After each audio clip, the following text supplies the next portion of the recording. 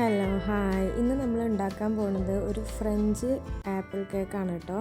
അതിനായിട്ട് ഒരു ബൗളിലോട്ട് 2 മുട്ട പൊട്ടിച്ചൊഴിക്കുക. അത് നന്നായി ബീറ്റ് ചെയ്ത് കൊടുക്കണം.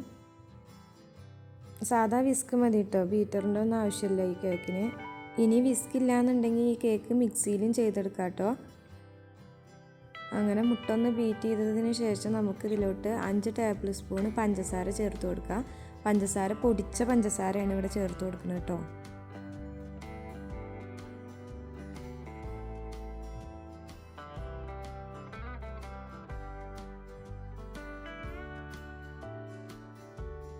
അതിനുശേഷം ഇതിലോട്ട് ഞാൻ വാനില പൗഡറാണ് ചേർത്ത് കൊടുക്കുന്നത്. വാനില എസൻസ് ഉണ്ടെങ്കിൽ അത് ചേർത്ത് കൊടുത്താൽ മതി. ഞാനിപ്പോൾ ഇവിടെ 1 ടീസ്പൂണ് വാനില പൗഡർ ചേർത്ത് കൊടുക്കുന്നുണ്ട്.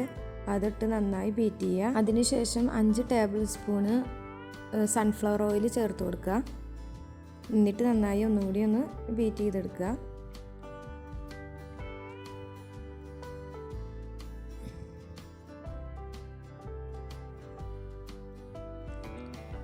അങ്ങനെ അതെല്ലാം പാടെ ഒന്ന് കമ്പൈനായി വരുമ്പോൾ നമുക്ക് 1/2 കപ്പ് പാല് ചേർത്ത് കൊടുക്കണം കേട്ടോ.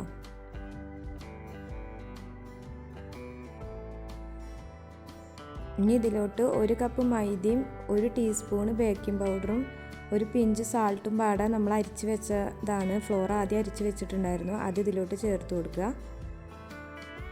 ഞാൻ 1 ടീസ്പൂണ് പാലും കൂടിയും ചേർത്ത് കൊടുക്കുന്നുണ്ട് കേട്ടോ, എക്സ്ട്രാ.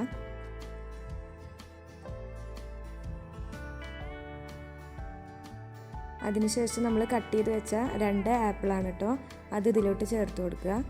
നമുക്ക് ഏത് ഷേപ്പിൽ വേണമെങ്കിലും ആപ്പിൾ കട്ട് ചെയ്തെടുക്കാം കേട്ടോ.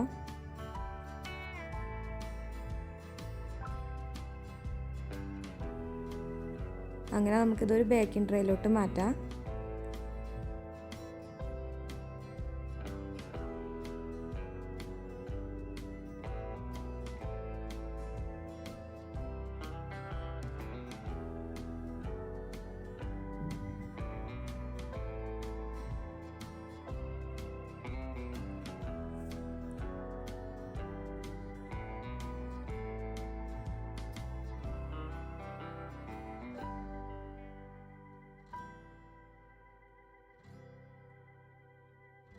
ഞാനിപ്പോൾ ഇവിടെ കുറച്ച് ആപ്പിൾ മേലെ കട്ട് ചെയ്ത് വെച്ച് കൊടുത്തിട്ടുണ്ട് കേട്ടോ.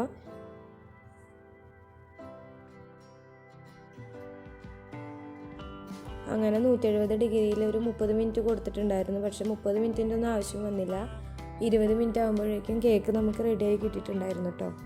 നല്ല സ്പോഞ്ചായിട്ടുള്ള കേക്കാണ് കേട്ടോ, നല്ല സോഫ്റ്റ് ഉണ്ടായിരുന്നു. പിന്നെ ആപ്പിൾ ഇടയ്ക്കൊന്ന് കടിക്കാനും നമുക്ക് കിട്ടുമ്പോൾ നല്ല ടേസ്റ്റാണ് ഇത് കഴിക്കാൻ. അപ്പോൾ എല്ലാവരും ഇത് വീട്ടിൽ ട്രൈ ചെയ്ത് നോക്കുക. ഉണ്ടാക്കാനും എളുപ്പമാണല്ലോ, അധികം പണിയൊന്നുമില്ല ഈ കേക്ക് ഉണ്ടാക്കാനായിട്ട്. അപ്പോൾ എല്ലാവരും ഇത് ട്രൈ ചെയ്ത് നോക്കുക.